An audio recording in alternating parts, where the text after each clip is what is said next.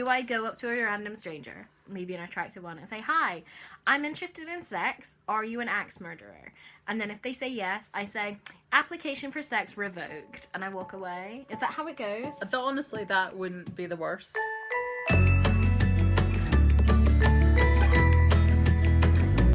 Hi, I'm the lipstick stain on the crisp white sheets that's never coming out. Lily. I'm a slut for stationery and a stationery slut. Jenny. And this is Lesbianswers. Have you got LGBT questions? Because we've got Lesbianswers. So I have a question for you today. Mm-hmm. I am single. It's the holidays coming up. A stranger might be a good choice for a New Year's kiss. But, like, I've never done the, like, hookup culture thing. I've never even really, like, kissed a stranger in a club. How does that work? And you have come to the master for advice. Yeah! You know about how to have sex with a stranger, so Yeah. You please have, help like, me. veritable life skills and academic knowledge, and I am really good at slutting around. Yes, so please help me. How do I slut around this holidays? I think that the actual serious bit of this is, like, be safe. Of course. And there are two aspects of that. There is literally have safe sex. Right. Like barrier protection. Use barrier protection. Getting regularly tested. Being on some form of birth control if it's possible for you to get pregnant. And using as much lube as physically possible for butt stuff. Okay. And then there's the second type of being safe, which make sure that random person isn't gonna axe murder you. Okay. And that comes across mostly in actually having a conversation with the person that you're going to be hooking up with. Okay. Honestly, I feel like I'm a reasonably old-fashioned type of slut because most of my hookups are like in person in pubs and clubs, whereas I think a lot of hookups now are obviously arranged kind of in advance on Tinder, on Grindr, On Moves. Moves? Is it a Moves one? Moves is an LGBT social network. Make sure someone knows where you are and what your kind of plans are. Okay. Easy as like texting or Skyping one of your friends to say, hey, I'm heading out to X club tonight, should be home by whatever time, if you're just heading out and you're maybe hoping to like make out with someone. Right. If your aim or you think it's likely to hook up with someone, then you just say, hey, I'm like going out to get laid tonight. Okay. And I'll check in at this time. Okay. Can be very useful things to do. And it means that if you don't check in by the expected time, your friend phones you and then you say, I'm really sorry, turns out I fell asleep and just haven't woken up. Or you don't answer and then they check in at various places and phone the police and find your axe murdered body. I think checking in with friends is like a really good plan. Sounds like a good idea. Tend to do it a lot. Now this is the tricky bit. I believe very heavily in safe, sane and consensual. Yeah. Which means that I don't hook up with people when I've been drinking. Like even a drink or... A drink, usually, is my limit. Okay. And this also means that I don't hook up with people that I've seen having a couple of drinks either. Which is entirely contrary to 90% of people I've seen hooking up.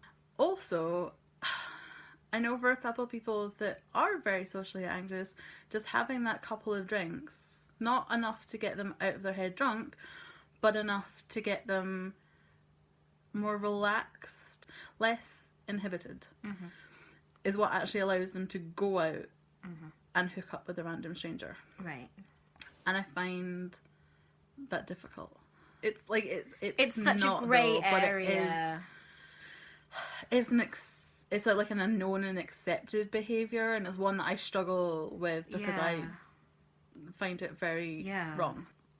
That is a gigantic minefield. Yeah. And it's one where there's no clear right or wrong answer. But I think that it's probably really sensible to have the personal rule that, like, there's a 1 drink limit. And after that, like consent is fuzzy and therefore you don't want to go there. And if it's something that you've pre-decided, that's another reason of like talking to a friend via text means that you've got that person sit and go, no, think about this properly, and just like remind you and take you back into that slightly more sober headspace. The exact same things go for any type of drugs that you might be doing. Know yourself, what you would do if you were entirely sober, and make sure that you're happy with what decisions you might be making for yourself. What else? Okay, so safe, sane and consensual is something that we've mentioned. We've talked about how to be safe, we've talked about how to be sane, so how to be consensual. Consent is really important. Consent is also easy to manage. You meet a nice person, you've been talking to them, you've been flirting with them, and you go, hey, can I kiss you? And they say yes, and you go for it. They say or no, and you don't. There are some people for whom asking would be like a massive no and they would hate it though. But I guess you just have to accept that their style of consent and yours don't mesh and therefore you're not going to be able to hook up, right? Yeah.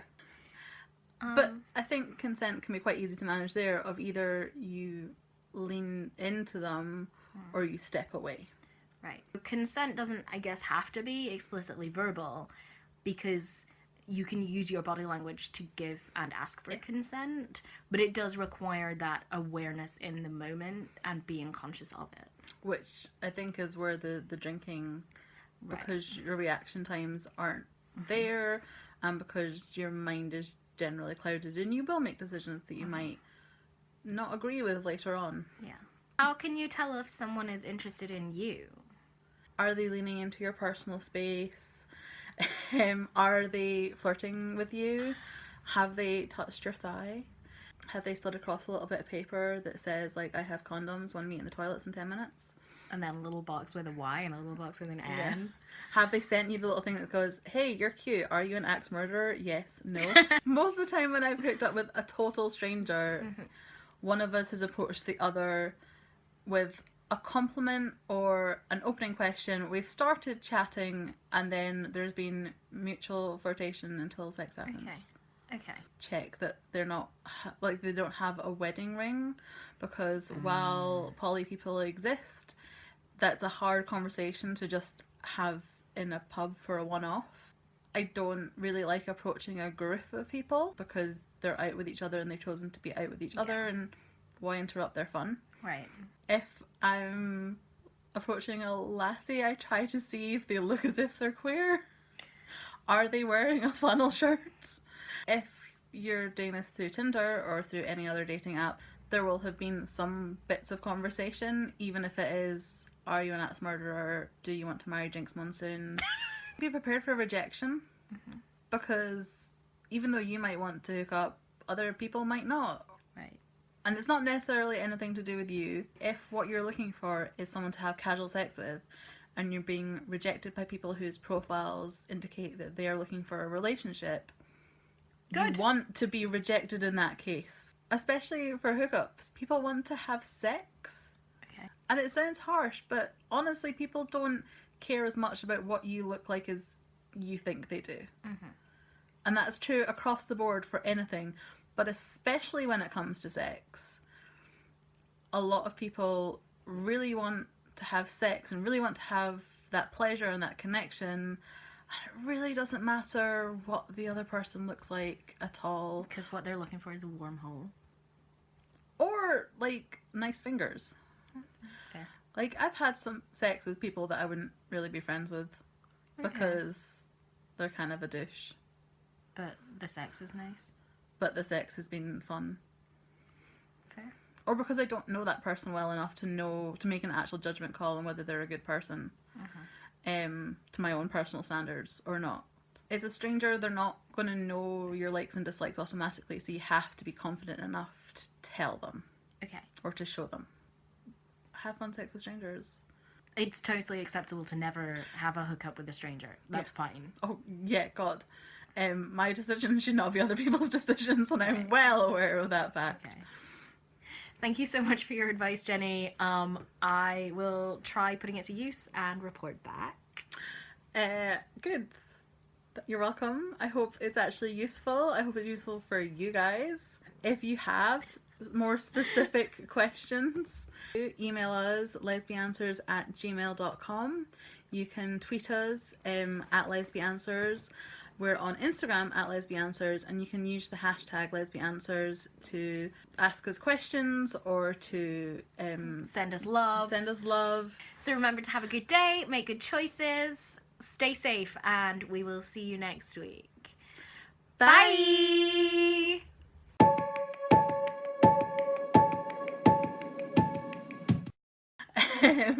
Are their fingernails short and unpolished? Yeah. Mine are too long at the moment. I mean, honestly, and yours are polished. We're the worst lesbians ever.